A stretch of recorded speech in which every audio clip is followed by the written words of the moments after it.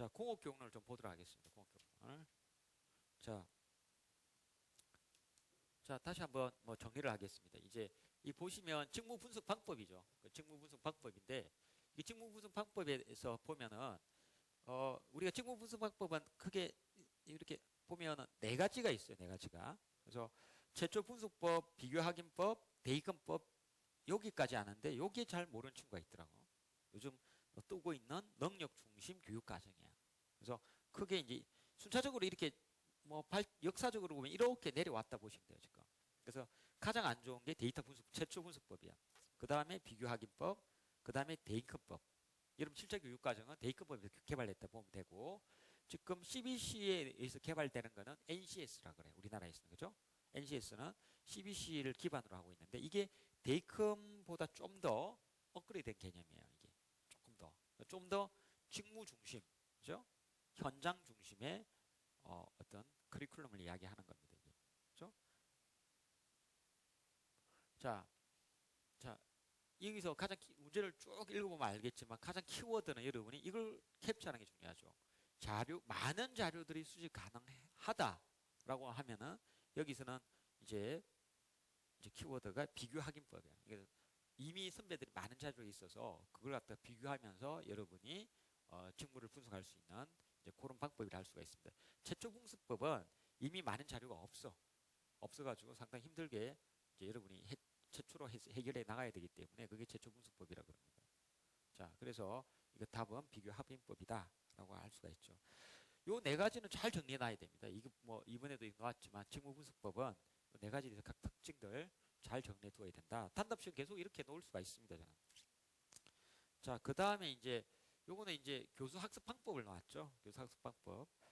우리가 이제 여기 보시면 이제 공업에서 기능학습 구조에서 교수 학습 방법은 활동 중심 수업이라 할 수가 있죠. 여기서 보면 내용을 이제 보기를 읽어보면 활동 중심 수업인데 활동 중심 수업에는 시범, 실련, 견학도 있죠.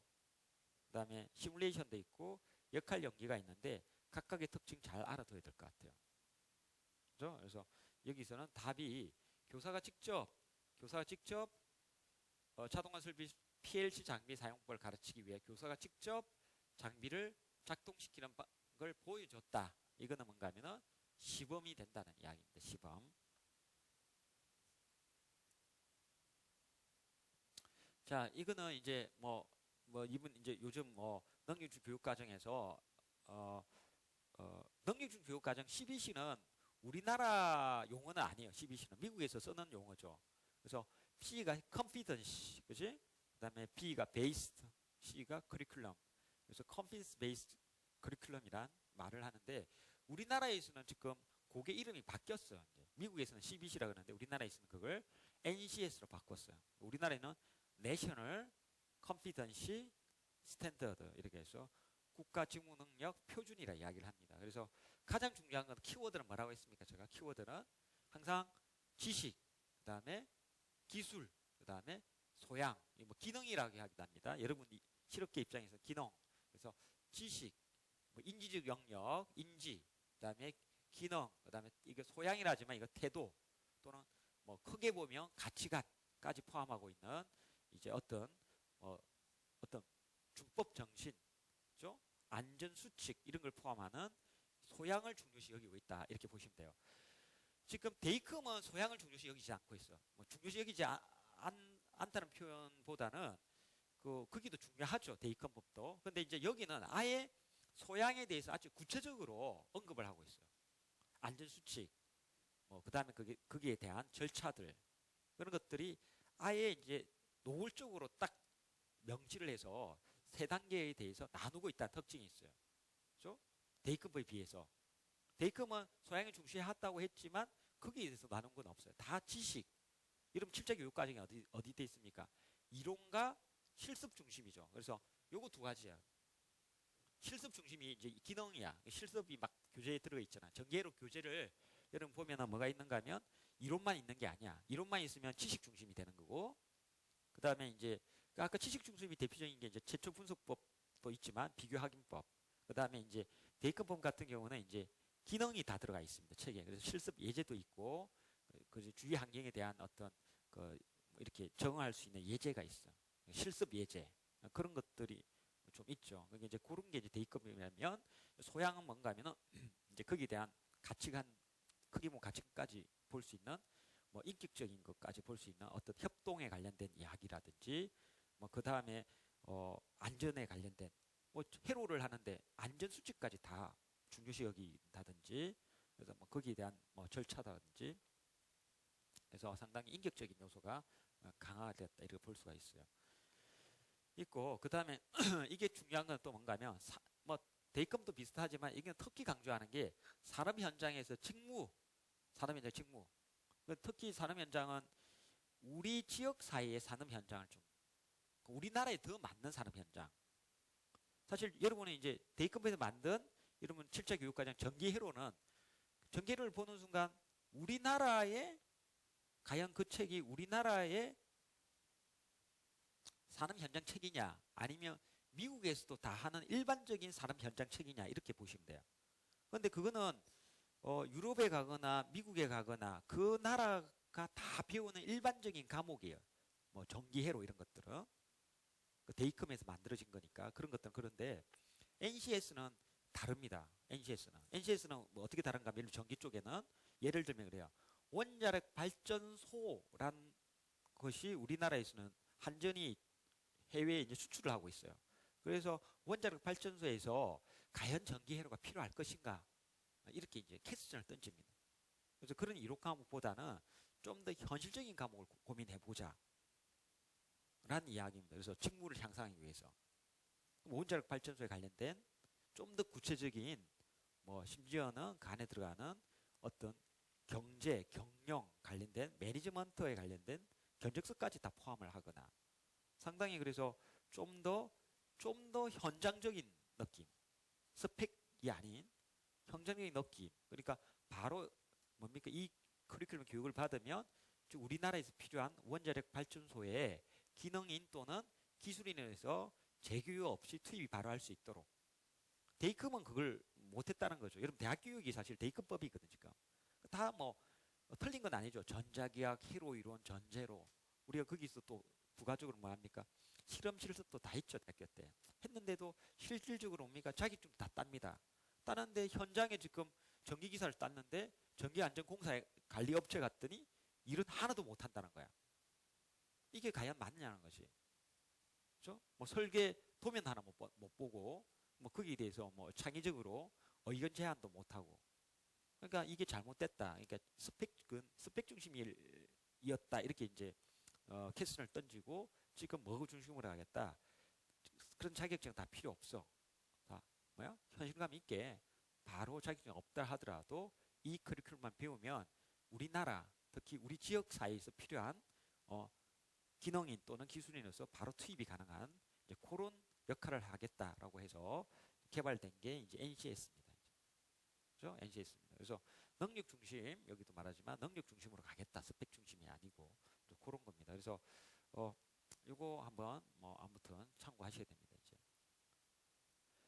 자, 그 다음에 이제 여기 보시면 이제 공업 교육 가정 접근 방법이죠. 공업입니다. 이게 중요합니다. 교육 가정 접근법이 아니고 공업 교육 접근 방법인데 여기는 이제 이렇게 있죠. 직무 분석, 그다음 뭐가 있습니까? 그다음에 이제 기능 분석, 직업군이 세 가지가 있다 이렇게 보십니다. 그래서 직무 분석이 이제 아까 말했던 베이컨법 같은 게 직무 분석법에 속하겠죠. 이게 직무 분석에 의한 방법이 여기 적어놨죠. 그래서 이제 요게 이제 금방 이야기했던 직무 분석 방법이고요. 이게 가장 요즘 지금 우리나라가 필요로 하는 이제 CBC가 여기 들어가 있죠. 직무 분석. 근데 이 문제는 직무 분석의 시험에 놓은 게 아니고 이제 이거는 직무 분석이 아닙니다. 근데 아니고 직업군에 의해서 놓습니다. 직업군에서. 기능 분석은 아예 기능인 양성하는 거야. 용접 전문가 이런 것들. 그러니까 아예 기능 중심이야. 대표적인 우리나라가 이제 직업 전문 학교들이 많아요. 거기 가면 아예 뭐만 포토샵만 배우는 거야. 여러분보다 좀 더 기능적인 거지. 그러니까 여러분이 대학 교육은 어디에 속합니까? 직업군입니다. 저직군은. 왜냐하면 교양을 배운다는 건 직업군이라. 그러니까 직업군은 교양도 배우고 뭐 심지어는 과학도 배웁니다. 뭐 이렇게 지구과학도 배우고 생물도 배우고 뭐 화학도 배우고 막 이래요. 물리도 배우고, 물리는 뭐 좀 전공에 도움이 된다는데 뭐 심지어 지구과학도 배운다, 뭐 우주의 원리도 배우기도 하고 교양에서. 근데 그런 것들이 지구꾼이야, 지구꾼. 요거는 좀 너무 넓게 본다는 단점이 있죠. 그래서 과연 현장 투입에 그죠? 좀 적합하느냐라는 퀘스천이 있죠. 그죠? 근데 이거는 어떤 특징이 있는가 하면 이 친구가 반드시 전공을 안 살릴 수도 있다는 이야기죠. 그래서 다양한 종류의 직업을 준비할 수 있다. 왜냐면 뭐 회계학도 들을 수 있고 뭐 경제학도 들을 수 있는 교양을 듣기 때문에 여러 가지 직업을 가질 수 있는 어떤 이 친구의 비전을 가질 수 있는 분류 방법입니다. 이거나. 그 다음에 이제 초임직 능력을 길러준다는 거. 이게 뭔가 하면 처음에 입사를 하면은 뭐 뭘부터 하는가 하면은 뭐 이렇게 막 전문적인 일을 못해요. 선배들이 다 전문적인 걸 하고 본인은 뭡니까? 이제 뭐 기본적인 것부터 한단 말이야. 기본적인 거. 뭐 예를 들면 엑셀을 쓰는 어떤 격리 일도 할 수 있는 거고. 그죠? 그러면 이제 엑셀을 쓰는 능력이 있어. 컴퓨터 활용을 하거나 뭐 기본적인 것들을 할 수가 있습니다. 컴퓨터를 왜냐하면 모든 기업은 기본적으로 컴퓨터를 다 쓰기 때문에 컴퓨터 조립할 필요도 있고 뭐 고장 났을 때 운영 체제를 깔 필요도 있고 그러면 기본적으로 램 용량 업그레이드 할 수도 있고 한데 뭐 그런 것도 포함해서 그 초임들이 이제 처음에 취업한 사람들이 다루는 기본적인 오피스 같은 것들 이런 것들이 사실은 지구꾼에 의한 방법의 장점이라 할 수가 있어요. 그죠? 그죠? 이제 그래서 이게 초임적 능력을 기르는 게 너무 좋은 거죠. 우리가 보통 1학년 때 다 배우잖아요. 컴퓨터 뭐 엑셀도 배우기도 하고. 그러니까 그런 것들은 실질적으로 기업에 들어가면 뭐든지 다 기본이란 거죠. 초임에서는. 초임직에서는. 엑셀은 다 기본이. 아래 한글 쓰는 거. 이런 것들은 뭐 암만 뭐 연구소를 가더라도 기본인데 이런 데는 그런 게 없어요. 직무 분석이나 기능 직무 분석에는 엑셀 쓰는 거라든지 뭐 아래항을 쓰는 이런 게 없어. 근데 여러분은 대학교는 대부분 대학 4년제를 나왔으면 지극군에 의한 분류 방법이기 때문에 실질적으로 훨씬 더 엑셀이나 뭐 아래항을 쓰는 역량이 교육을 통해서 좀 더 받을 확률이 높았다는 이야기죠. 그래서 그런 특징이 좀 있다는 이야기고요. 마지막 두 개가 더 남았는데 이게 뭡니까? 항상 기본적이고 공통적인 겁니다. 그죠?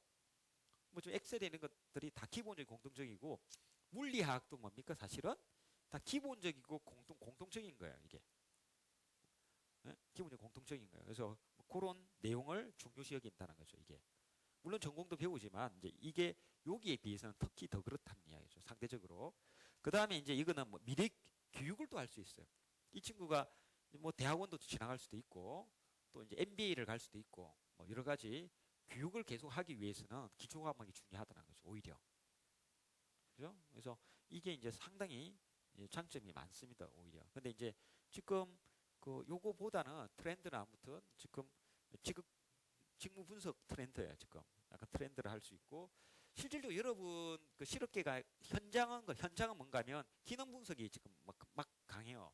왜냐하면 뭐 내가 현대자동차 가려면 용접이 당장 필요한데 좀 더 뭐 이게 거창한 게 필요 없잖아요. 그래서 바로 용접만 배우는 게 나을 수도 있다는데 이 친구가 근데 용접이 아닌 뭐 자동차 정비 쪽으로 가버리면 이게 이 용접할 일이 없으면 이 무능력해지는 거야. 그래서 좀 더 넓게 조금 더 넓게 보자는 게 직무 분석이고 그보다 더 훨씬 넓게 보는 거죠. 문과 쪽으로 얘가 이직을 할 수도 있다까지 보는 게 직업군이야. 그래서 직업군, 직무 분석 그 사이에 있다는 이야기지. 그 직무 분석이고 그 밑에 있는 게 이제 기능이야. 이제 기능만 한다는 거. 그다음 그 사이에 있는 게 직무 분석이 있고 그 상위 개념이 직업군입니다. 근데 이거는 굳이 이렇게 나눠놨지만 실질적으로 이게 나눠놔더라도 이게 NCS는 이제 요것도 좀 어느 정도 물려 있어요. 딱 이렇게 독립적으로 딱딱딱 나누기 모든 교육이 그렇지 못해요. 그래서 동그라미를 표현하면 항상 이제 이렇게 물려 있어요. 모든 교육 이 세 가지가 사실은 이렇게 물려 있어요. 세 가지가 공통적 부분이 다 있어. 그래서 이런 부분이 그래서 여러분이 이걸 나눠놨지만 이론적으로 이렇게 원을 그리면 이렇게 세 가지가 어느 정도는 다 중복이 일어나는 부분도 있다라고 이해를 하셔야 됩니다. 그죠? 그래서 뭐 현실은 좀 그렇다 이렇게 보시면 되겠습니다. 이런 부분도 마찬가지입니다. 실제 조금씩 물려 있다 이렇게 보시면 되겠습니다. 자, 그 다음에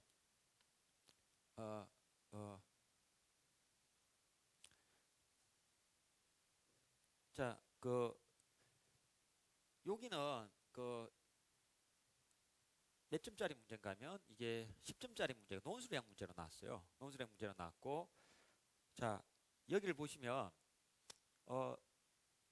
평가에 대한 이야기죠. 평가에 대한 이야기입니다. 평가에 대한 이야기고, 평가에는 크게 이제 우선 평가가 갖춰야 할 조건을 물어본 문제죠. 이 문제가.